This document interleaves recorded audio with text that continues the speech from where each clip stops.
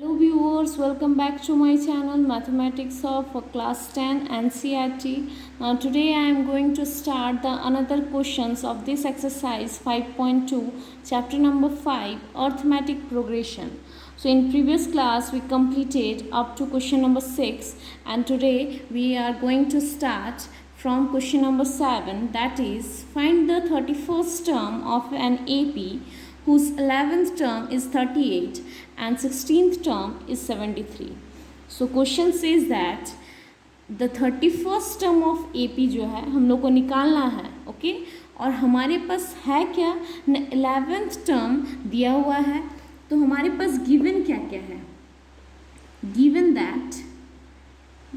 That A11 equal to 38, okay तो A11 38 है, it means हम लोग इसको क्या लिख सकते हैं, A plus 10 minus 1D equal to 38 11 minus 1D, that means A plus 10D equal to 38, equation 1, okay इसको हम लोग इक्वेशन 1 मान लिए। इसी तरह हम लोग और देखेंगे, और एक क्या है, A16 है, क्या है हमारा A16 गिवन है, तो A16 इक्वल टू फिर A प्लस 15D लिख सकते हैं हम लोग, A plus 15D equal to 73, equation 2, okay तो अब हम लोग इस दोनों इक्वेशन में ये देख रहे हैं कि अगर हम लोग एक से दूसरे को माइनस कर दें तो हमारा आंसर आ जाएगा, ठीक है। तो हम लोग क्या करते हैं, on subtracting equation 1 and 2 we get what we get, that is A16 equal to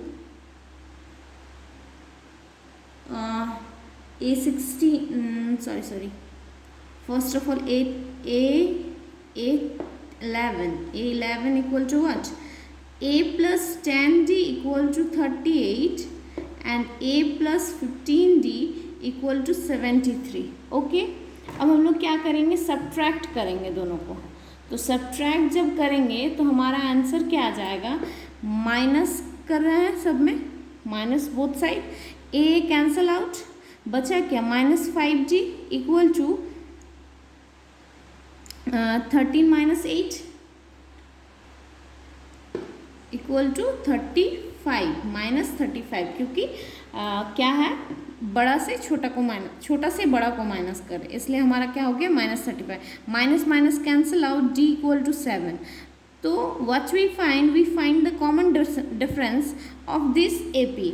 now what, अब हम लोग को क्या करना है, अब D का वैल्यू पुट कर देना है किसी भी इक्वेशन में, वो इक्वेशन 1 में कीजिए या फिर इक्वेशन 2 में कीजिए, तो हम क्या करते हैं, इस D का वैल्यू इक्वेशन 1 में पुट कर देते हैं, putting D equal to 7 in equation 1, okay अब इक्वेशन 1 में पुट करने से हमारा क्या आ गया, A plus 10 into 7 equal to 38, A equal to A plus 70 equal to 38 and A equal to 38 minus 70, that is A equal to what, A equal to minus 32, तो हमारा A भी आ गया और D भी आ गया, A भी आ गया और D भी आ गया। अब हम लोग को निकालना क्या था, 31st टर्म, क्या निकालना था, हमारा क्वेश्चन क्या था कि फाइंड द 31st टर्म, तो हम लोग को 31st टर्म निकालना है, तो हम लोग क्या करेंगे, A31 equal to A plus 30D, तो A कितना minus 32 plus 30 into 7, that is minus 32 plus 210, तो इसका आंसर क्या आ जाएगा, A31 इक्वल टू 178, क्या आ गया हमारा 178, हैंस इसमें हम लोग लिख सकते हैं कि hence 31st term is 178, 31st term is 178. Now proceed to question number 8. of exercise 5.2. Question 8 says an AP consists of 50 terms, of which third term is 12 and last term is 106. इसमें बता रहा है कि एक AP में कितने terms हैं ना, 50 टर्म्स का एक AP है, ठीक है, जिसमें से हमारा थर्ड टर्म दिया हुआ है 12 एंड लास्ट टर्म दिया हुआ है 106 और हम लोग को निकालना है 29th टर्म. तो हम लोग का इसका मतलब given that A3 equal to 12 means A plus 2D equal to 12, okay, equation 1, and A50 equal to 106, that means A plus 49D equal to 106. इसको इक्वेशन 2 मान लेंगे, ठीक है. तो उसी तरह जिस तरह हम लोग क्वेश्चन 7 को सॉल्व किए उसी तरह क्वेश्चन 8 को भी हम लोग सॉल्व करते हैं. तो अब हम लोग क्या करेंगे, दोनों इक्वेशन को सब्ट्रैक्ट करेंगे. तो on subtracting equation 2 equation 1 and 2 we get equation 1 और 2 को हम लोग सब्ट्रैक्ट करके क्या मिलेगा, हम लोग को आंसर मिलेगा. तो A plus 2D equal to 12 and A plus 49D equal to 106. Then minus subtracting both side, A cancel out because plus A minus A cancel out. तो बचा क्या यहाँ पे minus 47D equal to 484 minus 84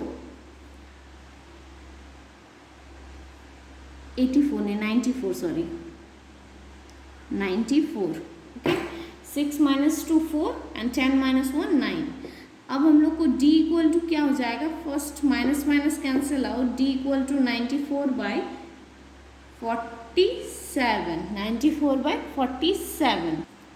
सो 47 को अगर हम लोग 47 का टेबल देखें तो 47 2 जो होता है 94, 2 7 जो 14, कैरी 1, 2 4 जे 8 और 1 9 मीन्स 41 1 जा 42, 2 जा 94, 47 2 जा.